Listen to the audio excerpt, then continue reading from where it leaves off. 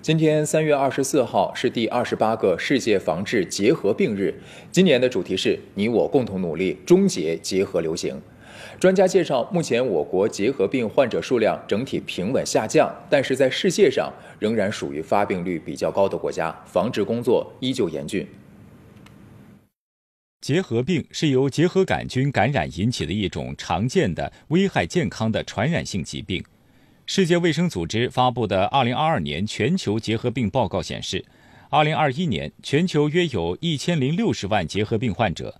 中国疾控中心公布信息显示，2021年我国估算的结核病新发患者数为78万，结核病发病率为10万分之55。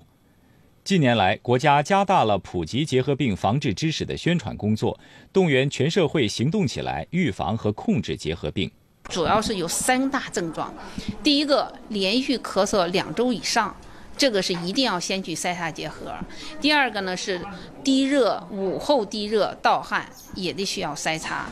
再就是痰里边带血丝，主要的就这3点。那专家还特别提醒春季是各种细菌繁殖的活跃期，也是结核病的高发期和传染期。那什么人群容易感染结核病？具体有什么表现呢？继续往下看。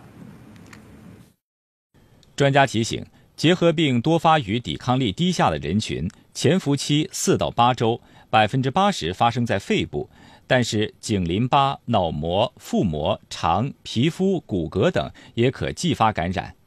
呼吸道传播是结核病传染的主要方式，除少数患者发病急促外，临床上多呈慢性过程。有几个高危人群，首先呢就是糖尿病，第二个是肿瘤的患者，尤其是消化系统的一些肿瘤，可能都需要进行筛查。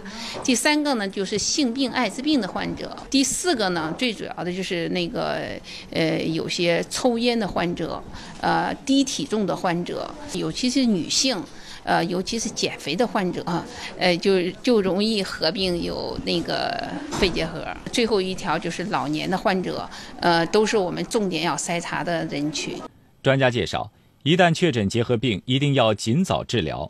早期病变中的细菌多，生长繁殖迅速，代谢活跃，药物容易发挥作用。在治疗过程中，一定要遵医嘱服药，不能随意减量或者间断，否则不仅治疗无效，还会产生耐药菌，加大治疗难度。